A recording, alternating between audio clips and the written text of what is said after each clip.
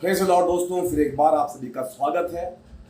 आइए आज हम देखते हैं परमेश्वर के वचन से यूहन्ना का 10:10 में यहाँ पर हम क्या देखते हैं। यीशु क्या कहते हैं कि चोर आता है चोरी करने, घात करने और मार डालने। शैतान जो है वो परमेश्वर का दुश्मन है और क्योंकि वो परमेश्वर से सीधे तौर पर लड़ नहीं सकता है, तो इसीलिए वो जो है परमेश्वर पर वो पीछे से हमला करता है या परमेश्वर को वो दुख देना चाहता है। किस तरह से कि परमेश्वर के जो बच्चे हैं, जो उसकी समानता और उसके स्वरूप में बनाए गए हैं, जो आप और मैं हैं, हमें वो क्या करता है, हम पर वो हमला करता है और हमें वो फंसाता है, हमें वो धोखे में डालता है। वो यीशु यही कहते हैं, चोर यानी कि कौन है? शैतान। वो क्या करता है? उस जीवन को वो चोरी करता है जो परमेश्वर ने मुझे और आपको दिया है, अनंत काल का जीवन। लेकिन यीशु क्या कहते हैं? जो शैतान ने जो मृत्यु को लेकर आया था पाप के जरिए, उस मृत्यु को जो है यीशु ने मनुष्य के रूप में आकर जो है सूली पर हरा दिया। मेरी और आपकी ओर से जो मैंने और आप ने जो गुनाह किया था, उसे यीशु लेकर अपने बदन में जो है खीलों के साथ उसने सूली पर टंगा दिया और मेरे और आपके पापों का लेखा जो यीशु ने जो है खुद चुका दिया। सॉरी। और मुझे और आपको जो है यीशु ने नया जीवन दिया है। जो आदम ने खोया था, जो यीशु बाइबल बताती है वो दूसरा आदम है। और यीशु ने जो है पहला आदम ने जो खोया था अपनी आज्ञा उल्लंघन के कारण जो है यीशु ने उसे दोबारा स्थापित किया है। वही हम देखते हैं पहला यूहन्ना का 4 अध्याय में हम क्या देखते हैं? जिसके पास परमेश्वर का पुत्र है उसके पास जीवन है, और जिसके पास परमेश्वर का पुत्र नहीं है उसके पास जीवन भी नहीं है। तो इस बात को ध्यान दे, जीवन की प्राप्ति हम कैसे प्राप्त करते हैं या जीवन में हम कैसे प्रवेश कर सकते हैं, वो यीशु पर विश्वास करने के जरिए। तो हम क्या देखते हैं उत्पत्ति में? आप देखिए मेरे भाइयों बहनों, आप गौर से इस बात को सुने और ध्यान दे मैं क्या कहने जा रहा हूं। वहां पर क्या कहता है? परमेश्वर जो है आदम और हवा से कहता है कि सब प्रकार के पेड़ जो हैं तुम्हारे लिए मैंने बना के रखे हैं ताकि तुम उनका फल खाओ और तुम उनका आनंद उठाओ। परमेश्वर ने सब कुछ जो है सुंदर बनाया, वचन में लिखा है। आदम और मेहनत को जो हवा जो है उन्हें सिर्फ जो है उस बगीचे की देखरेख करनी थी और उन्हें पृथ्वी पर छाना था। आदम और हवा के द्वारा परमेश्वर चाहता था एक पवित्र प्रजा उत्पन्न हो जो धार्मिकता के रास्ते पर चलते हैं और वो पृथ्वी पर छा जाएंगे और पूरे पृथ्वी पर जो है धार्मिकता का राज होगा और सभी लोगों पर जो है परमेश्वर का राज होगा। ये परमेश्वर की जो पहली योजना थी। लेकिन आप और मैं जानते हैं कि शैतान ने जो है, क्योंकि वो परमेश्वर से सीधे तौर पर लड़ नहीं सकता है, तो उसने जो है आदम और हवा को जो है उसने बहकाकर जो है इस पृथ्वी का अधिकार जो है उसने अपने हाथों लिया। और हम क्या देखते हैं? पाप ने जगत में प्रवेश किया और पाप के द्वारा जो है मृत्यु ने जगत में प्रवेश किया। इसलिए इस बात को ध्यान दे, परमेश्वर आदम और हवा से क्या कहता है कि सब प्रकार के जो पेड़ हैं तुम उनका फल खा सकते हो, लेकिन जो भले और बुरे का ज्ञान का जो ज्ञान देता है उसका फल तुम कभी मत खाना। जिस दिन तुम उस फल खाओगे तुम मर जाओगे। बाइबल ये भी बताती है उस बगीचे के जो बीचों बीच जो है एक जीवन का वृक्ष भी था।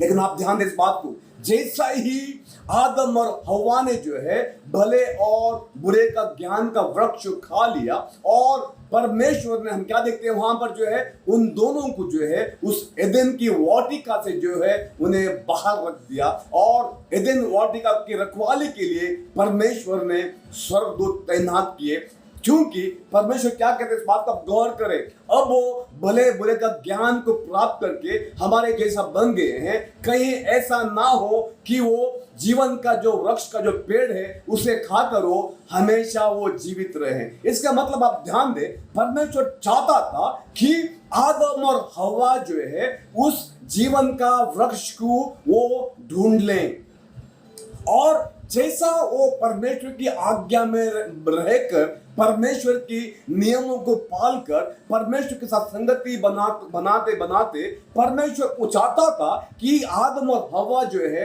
आगे जाकर उस जीवन और वृक्ष जो जीवन का जो पेड़ है उसका फल खा ले और हमेशा के लिए जीवित रहे। परमेश्वर की ये योजना थी। लेकिन हम क्या देखते हैं कि आदम और हवा ने जो है उस जीवन के वृक्ष को ढूंढने के बजाय शैतान के बहकावे में आकर जो शैतान ने क्या कहा, तुम मरोगे नहीं।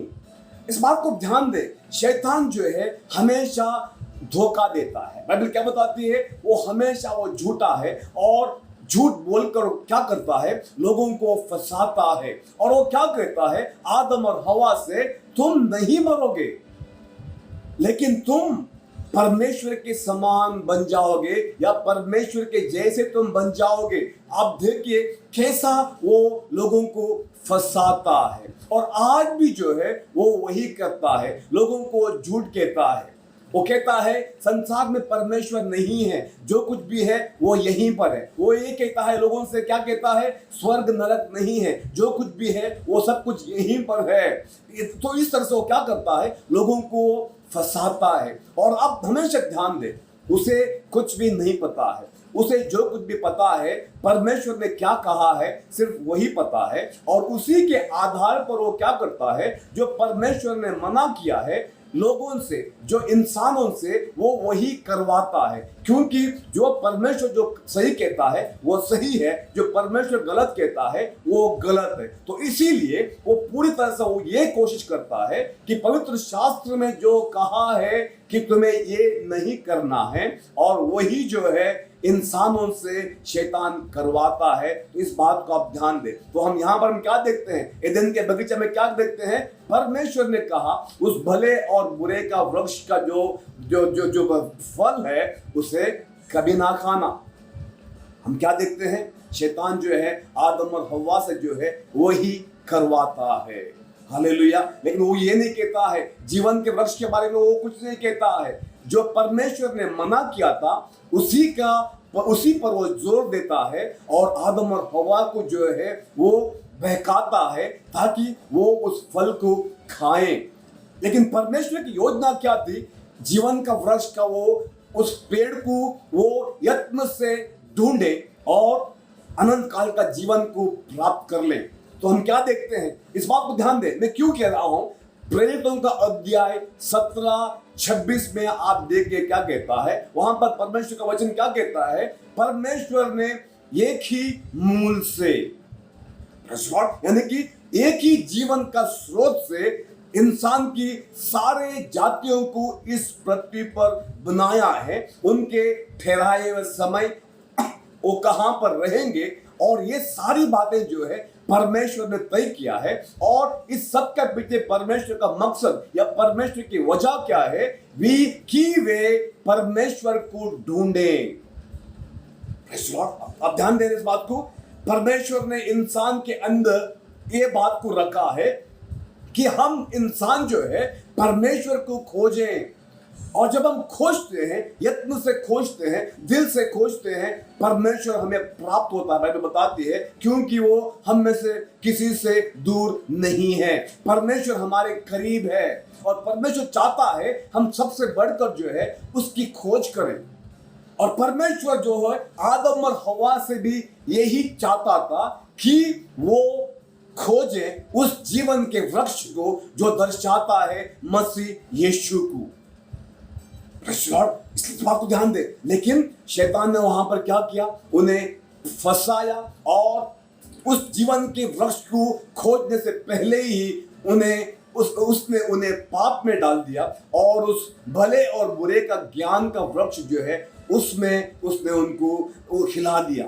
इस बात को ध्यान दे। तो शैतान जो है नहीं चाहता है हम कोई भी जो है अनंत काल का जीवन को प्राप्त कर ले, ये नहीं चाहता है। इसीलिए यीशु क्या कहता है, जो यूहन्ना का 10:10 में हमने क्या देखा, चोर आता है चोरी करने, घात करने और मार डालने। यानी कि वो नहीं चाहता है हम अनंत काल का जीवन को जी लें, वो नहीं चाहता है हम परमेश्वर के करीब जाएं, वो नहीं चाहता है हम धार्मिकता के जीवन रास्ते पर चलें, वो नहीं चाहता है हम पवित्रता के मार्ग पर चलें, लेकिन वो चाहता है हम परमेश्वर से अलग होकर जिए और अंत में हम अपने आप को जो है हमेशा के लिए परमेश्वर से हम अलग कर लें। तो इस बात को ध्यान दे, जैसा बाइबल बताती क्या बताती है, आदम और हव्वा ने वो भले और बुरे का वृक्ष का फल को खा लिया। बाइबल क्या बताती है, परमेश्वर का उपस्थिति से वो दोनों जो है अलग हो गए।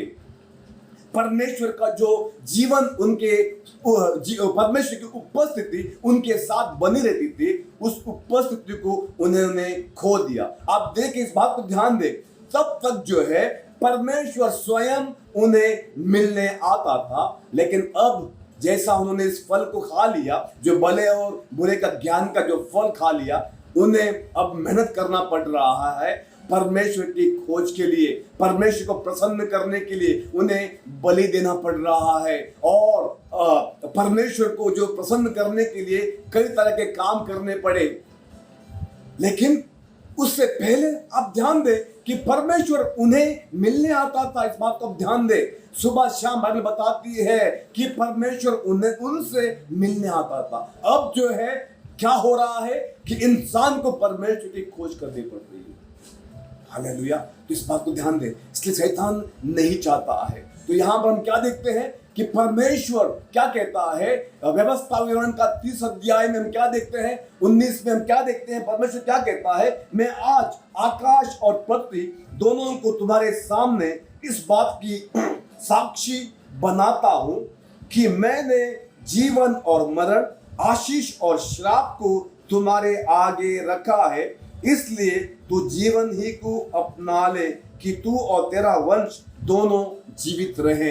परमेश्वर क्या कहता है, आकाश और पृथ्वी को गवाह बनाता है। और वो क्या कहता है, परमेश्वर क्या कहते हैं, मैंने तुम्हारे सामने जीवन और मृत्यु रखा है, आशीष और श्राप रखा है, लेकिन मैं चाहता हूं कि तुम जो है जीवन को चुनो।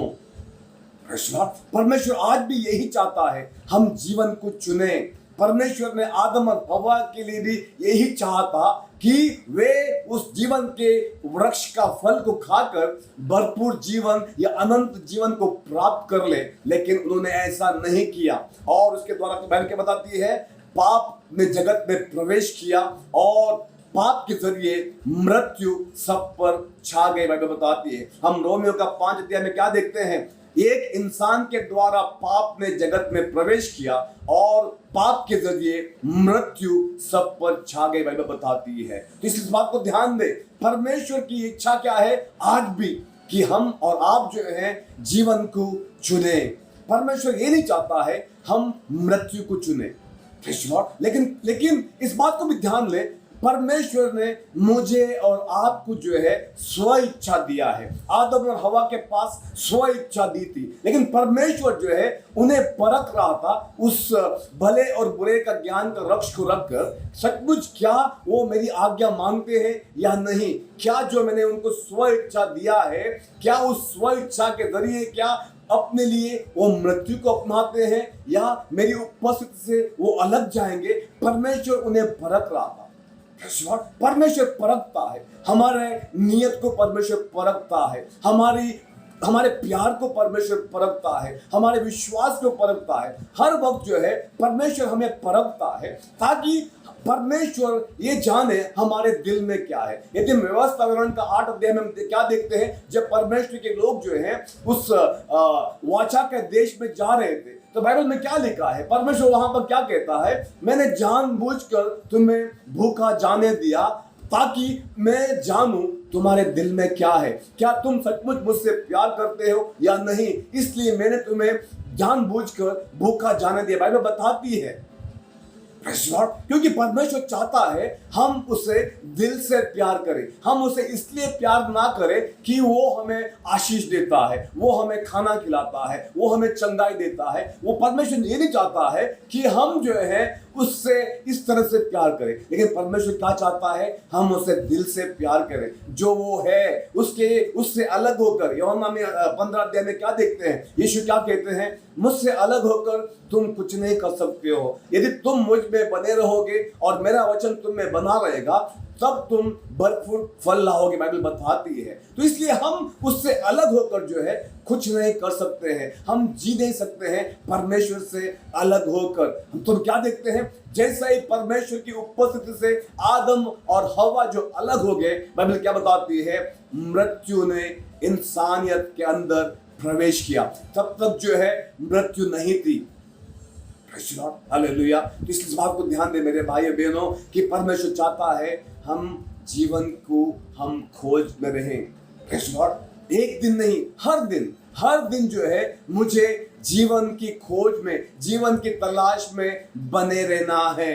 Praise Lord. ये हर पल हर घड़ी जो है मुझे जीवन में चलना है। परमेश्वर की उपस्थिति को मुझे ध्यान में रखकर जो है मुझे अपने आप को पाप से अलग रखना है, बुराई से दूर रखना है। जो मैं आंखों से देखता हूँ, जिस नजरिए से मैं देखता हूँ, क्या उसमें मेरे आंखों में शुद्धता है या मेरी आंखों में जो है लालसा है या हवस है। इस बात को ध्यान दे, मैं मेरी जब पत्नी के अलावा किसी और स्त्री को देखता हूँ, क्या मेरी आंखों में अभिलाषा है, क्या मेरी आंखों में हवस है या मेरी आंखों में शुद्धता है, मुझे परखना है। इसलिए परमेश्वर का जो स्तर जो है यीशु के जरिए जो है और भी ऊंचा है। पुराने करार में हम क्या देखते हैं, जब तक कोई बुरा कार्य ना करे तब तक उसके ऊपर जो है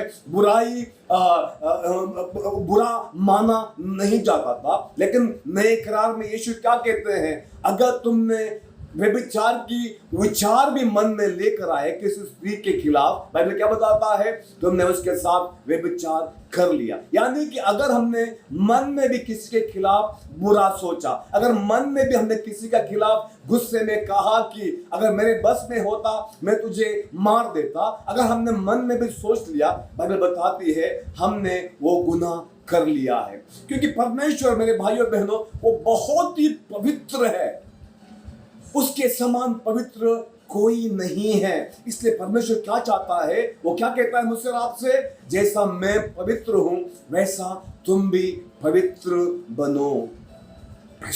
परमेश्वर चाहता है पवित्रता, मेरी सोच में पवित्रता, जो मैं सुनता हूं उसमें पवित्रता, जो मैं बोलता हूं उसमें पवित्रता, दिल में खराई, मैं जो बोलता हूं और जो मैं करता हूं वो दोनों एक ही हो। कई बार क्या होता है, हम लोगों की तारीफ करते हैं, लेकिन तारीफ करने के पीछे जो है कई मतलब होता है। तारीफ करने का पीछे जो है नियत गलत रहती है। हो सकता है हमें उनसे कुछ काम है, या हो सकता है हमें उनकी जरूरत है, इसलिए जो है और हम उन्हें खोना नहीं चाहते हैं, या हम उनको नाराज नहीं करना चाहते हैं। लेकिन दिल में क्या है, बुराई भरी हुई है, दिल में उनके खिलाफ जो है अच्छी राय नहीं है, क्योंकि मुझे उस व्यक्ति की मेरे जीवन में जरूरत है। इसीलिए हम क्या करते हैं, उनकी हम तारीफ करते हैं, लेकिन दिल में सब कुछ जो है उनके खिलाफ जो है गुस्सा या बुराई भरी हुई रहती है। तो इसलिए वचन क्या कहता है, जो दिल में है वही मेरे जबान में होना है। इसीलिए क्या कहता है, इंटेग्रिटी, जो इंग्लिश में जो वो शब्द इस्तेमाल किया है इंटेग्रिटी का, या जो खराई, मन की खराई का जो बात परमेश्वर करता है। यदि हम पुराने करार में देखते हैं, जब इसहाक की जो पत्नी का विषय में जो अबीमेलेक जो है उसको देखता है कि वो बहुत ही खूबसूरत थी, और उसे वो राजा होने के नाते क्या करता है, अपने महल में वो ले चलता है। लेकिन परमेश्वर उसके सपने में आता है और क्या कहता है परमेश्वर उससे, तूने बहुत ही घोर पाप किया है, और जिस स्त्री को तूने अपने महल में लेकर आया है वो किसी की पत्नी है। तब अबीमेलेक क्या कहता है, इस बात को ध्यान दे मेरे भाइयों बहनों, परमेश्वर से क्या कहता है, क्या परमेश्वर उसने कहा नहीं कि वो मेरी बहन है, और इसीलिए मेरे मन की खराई से, क्योंकि उसने कहा कि वो मेरी बहन है, तो इसीलिए मैंने उसे मेरे महल में लेकर आया। तब परमेश्वर से क्या कहता है? मेरे भाइयों बहनों, इस बात को ध्यान दे। परमेश्वर कहता है, मैं जानता हूं तूने जो कुछ भी किया है मन की खराई से किया है, क्योंकि इसहाक ने कहा कि वो उसकी बहन है। तो इसीलिए तुरंत जो है उस बहन को जो है उसके पति को तू वापस कर। तो हम क्या देखते हैं?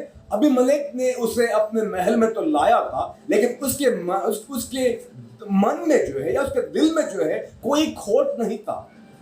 उसने इसहाक को जबरदस्त नहीं किया या डरा धमका कर जो उसकी पत्नी को जो है अपने महल में नहीं लेकर आया, क्योंकि इसहाक ने कहा कि वो मेरी बहन है। और इसीलिए उसने अपने मन की खराई से उसने इसहाक की पत्नी को जो है अपने महल में लेकर आया।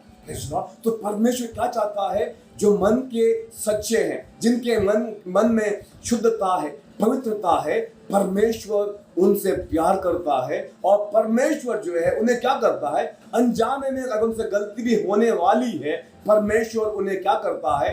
बचाता है। जब परमेश्वर उनके दिल में, उनके मन में पवित्रता या शुद्धता को देखता है। वही बात हम अबीमेलेक के जीवन के जरिए हम देखते हैं। परमेश्वर ने देखा जो कुछ भी वो कर रहा है वो अनजान है, सच्चाई से और मन की खराई में वो ये सब बात कर रहा है। तो परमेश्वर ने उसे पाप करने से पहले वहां पर आकर उसे पाप करने से रोका। हालेलुया। परमेश्वर बहुत बड़ा दयालु है, बड़े दिल वाला है। तो परमेश्वर लेकिन क्या चाहता है? हमारे मन में खराई हो। हालेलुया। तो इसलिए इस बात को ध्यान दे, जीवन को हम प्राप्त करें, परमेश्वर की इच्छा है। शुरू से लेके परमेश्वर की इच्छा थी हम इंसान जो है जीवन को प्राप्त करें। और इसीलिए एदेन की वाटिका में परमेश्वर ने उस जीवन का वृक्ष को रखा था, ताकि इंसान जो है उस जीवन की खोज में रहे। जैसा हमने प्रेरितों का 17 अध्याय 26 में क्या देखा कि परमेश्वर ने एक ही मूल से पृथ्वी पर सारे जातियों को रहने के लिए बनाया है। उनके निवास का स्थान, उनके ठहराए समय, सब कुछ इसलिए रचा है ताकि वे परमेश्वर को खोजें। तो आदम और हवा का फर्ज बनता था कि वो परमेश्वर की खोज में उस जीवन के वृक्ष तक वो पहुंचे और जीवन का वृक्ष का फल को खा लें और अनंत जीवन को प्राप्त कर लें। परमेश्वर का यही इच्छा थी, परमेश्वर की यही योजना थी, लेकिन वो असफल हो गए। शैतान ने उन्हें धोखा दिया और वे असफल हो गए। और बाइबल क्या बताती है? उन्होंने उस जीवन को उन्होंने खो दिया, या उस जीवन को प्राप्त करने से पहले ही जो है उस एदेन के वाटिका से परमेश्वर ने वहां से हकाल दिया, बाइबल बताती है। लेकिन आज फिर एक बार परमेश्वर ने उस जीवन का पेड़ मसीह यीशु के द्वारा आज हम इंसानों के सामने रखा है। हालेलुया। यीशु वो जीवन की रोटी है, जो कोई उसे खाएगा वो कभी ना मरेगा, बाइबल बताती है। इसलिए यीशु क्या कहते हैं? यूहन्ना का 10:10 में यीशु क्या कहते हैं? मैं आया हूं जीवन देने के लिए और भरपूर जीवन देने के लिए। पहला आदम ने उस भरपूर जीवन को वो खोजने से पहले ही जो है वो मृत्यु में वो प्रवेश कर लिया या मृत्यु में वो फंस गया। लेकिन मैं आया हूं जीवन देने के लिए और भरपूर जीवन देने के लिए। आज यीशु वो जीवन का वृक्ष है, या जो हमें जीवन का फल के रूप में हमें दर्शाता है। जो कोई उसे खाता है वो अनंत काल के जीवन को प्राप्त करता है। हालेलुया। लेकिन मुझे और आपको जांचना है मेरे भाइयों बहनों, वचन क्या कहता है? जीवते परमेश्वर के हाथ में फंसना बहुत ही भयानक बात है। परमेश्वर नहीं चाहता है कि हम नरक में जाएं, लेकिन यदि हम पाप में रहेंगे, हम व्यभिचार में रहेंगे, हम खून खराबा करेंगे और हम इस बदन को जो परमेश्वर का मंदिर है उसे हम बुराई में लगाएंगे, बुरा काम करेंगे इस बदन के साथ जहां पर परमेश्वर की उपस्थिति निवास करती है, जीवते मंदिर है। यदि हम इस मंदिर को या हमारे अंगों को जो रोमियो का 12:1 और 2 के अनुसार यदि हम बुराई के लिए सौंपेंगे, तो परमेश्वर जो है हमें जो है न चाहते हुए भी उस नरक की अग्नि में हमें डाल देगा, जो शैतान और उसके दूतों के लिए था। लेकिन परमेश्वर की इच्छा शुरुआत से ये नहीं थी कि इंसानों के लिए नरक है। नरक सिर्फ इसलिए बनाया था शैतान और उसके दूतों के लिए, जिन्होंने उसका बगावत में साथ दिया था। नरक उनके लिए परमेश्वर ने रचा था, इंसान के लिए परमेश्वर ने कभी भी नहीं रचा था नरक। इस बात को ध्यान दे, परमेश्वर यही चाहता था कि इंसान जो है परमेश्वर के साथ हमेशा के लिए जिए। Praise Lord, hallelujah. तो इसलिए मेरे भाइयों बहनों, अपना जीवन को हम जांचें। Praise Lord, hallelujah. हम ये ना सोचें कि यीशु का आने के लिए कई साल बाकी हैं, हमें नहीं पता वो कब आएगा। हो सकता है कई साल हों, लेकिन ये भी हो सकता है कि यीशु आज रात को ही आए या अभी आए, हो सकता है। इसलिए मुझे इस तरह से अपने आप को तैयारी रखनी है कि अगर यीशु अब भी आए, मैं अभी भी तैयार हूं। लेकिन अगर यीशु आने के लिए अभी भी अगर और भी 100 साल लगेंगे, फिर भी मैं अपने आप को इस तरह से तैयार रखूंगा कि यीशु जब भी आए मैं उसके साथ जाऊंगा। Praise Lord, hallelujah. तो इसलिए परमेश्वर वचन क्या कहता है, जीवित हाथ परमेश्वर के हाथ में पड़ना बहुत ही भयंकर बात है, या भयानक बात है, या बहुत ही डरावनी बात है। प्रेज़ लॉर्ड, एक बार आप परमेश्वर का न्याय का हकदार बनेंगे, फिर आपको वहां से जो है कोई भी बचा नहीं पाएगा। मेरे दोस्तों, मेरे भाइयों बहनों, इस बात को ध्यान दे, जो कोई यीशु के खून को जो है अपने पैरों तले कुचलेगा, परमेश्वर कभी भी उस व्यक्ति पर दया या अनुग्रह कर नहीं पाएगा। जो कुछ भी है परमेश्वर की दया परमेश्वर यीशु में दर्शाता है, परमेश्वर का अनुग्रह परमेश्वर उसे यीशु में दर्शाता है, परमेश्वर का प्यार यीशु में दर्शाता है, परमेश्वर का भरपूरी, परमेश्वर की शांति, सब कुछ जो है यीशु में है। यीशु के बाहर या यीशु से अलग होकर परमेश्वर की दया, परमेश्वर का अनुग्रह, परमेश्वर का प्यार कुछ भी हम प्राप्त नहीं कर सकते हैं। जिसके पास परमेश्वर का पुत्र है उसके पास परमेश्वर की दया है, जिसके पास परमेश्वर का पुत्र है उसके पास परमेश्वर का अनुग्रह है, जिसके पास परमेश्वर का पुत्र है उसके पास जीवन है, जिसके पास परमेश्वर का पुत्र है उसके पास क्षमा है। इस बात को ध्यान दे, यीशु से बाहर परमेश्वर की दया किसी को प्राप्त नहीं होगी। हो सकता है आप अच्छे इंसान हैं, अच्छे काम करते हैं, धर्मी काम करते हैं, लेकिन यीशु के बिना ये सब कुछ जो है बेकार है, व्यर्थ है। हालेलुया। तो इस बात को ध्यान दे, सब कुछ जो है परमेश्वर ने यीशु में मुझे और आपको दिया है। और सबसे बढ़कर जो है प्रभु यीशु ने जो क्रोध या परमेश्वर का जो गुस्सा या घृणा जो पाप की प्रति थी, उसे यीशु ने अपने गले लगाया। इस बात को ध्यान दे, क्रूस, इस बात को ध्यान दे मेरे भाइयों बहनों, एक दर्शाता है परमेश्वर का प्यार। यूहन्ना का 3:16 के अनुसार हम क्या देखते हैं कि परमेश्वर ने जगत से ऐसा प्यार किया, अपना एकलौता पुत्र दे दिया, ताकि जो कोई उस पर विश्वास करे वो नाश ना हो। लेकिन दूसरी ओर इस बात को भी आप ध्यान दे मेरे भाइयों बहनों, वो परमेश्वर का क्रोध को भी दर्शाता है जो पाप के प्रति है। Praise Lord, hallelujah. मेरे और आपके प्रति परमेश्वर का प्यार और पाप के प्रति जो परमेश्वर के अंदर जो घृणा है, घृणा की भावना है, वो भी दर्शाता है क्रूस पर। तो वहां पर हम क्या देखते हैं, परमेश्वर का क्रोध और परमेश्वर का प्यार जो है दोनों वहां पर हम दिखते हैं हमारे लिए और परमेश्वर के लिए। हमारे पापों को जो है परमेश्वर वहां पर दंड दे रहा है, और दूसरी ओर हम क्या देखते हैं, हमारे बदले जो है इंसान के रूप में परमेश्वर स्वयं आकर मेरे और आपके जो मौत को जो है गले लगा रहा, ताकि जो कोई उस पर विश्वास करे वो नाश ना हो। Praise Lord. तो आइए मेरे भाइयों बहनों, हम इस जीवन को हल्के में ना लें, इस अनुग्रह जो परमेश्वर ने हम पर दिखाया है हल्के में ना लें। पाप के जीवन को हम छोड़ दें, बुराई को छोड़ दें, न क्षमा को हम छोड़ दें, जो कुछ भी बुराई है, पियकड़पन को हम छोड़ दें। यदि हम दारू पीते हैं, गुटखा खाते हैं, वे विचार में शामिल है, लगातार झूठ बोलते हैं, माँ बाप की हम परवाह नहीं करते हैं, पीछे से बात करते हैं, कुड़कुड़ाते हैं, लोगों के बीच में हम वाद विवाद पैदा करते हैं, दोस्तों को अलग करते हैं, इस तरह का जीवन अब तक कभी हम जी के आ रहे हैं, आइए आज ये घड़ी है इन सारे बातों को हम छोड़ दे, त्याग दे, और दोबारा हम जो है पश्चाताप करते हुए परमेश्वर के पास हम लौटे, और परमेश्वर फिर से हम पर दया करेगा और हमें अपनाएगा। Praise Lord. परमेश्वर इस वचन के द्वारा जो है मुझे और आपको जो है आशीष दे।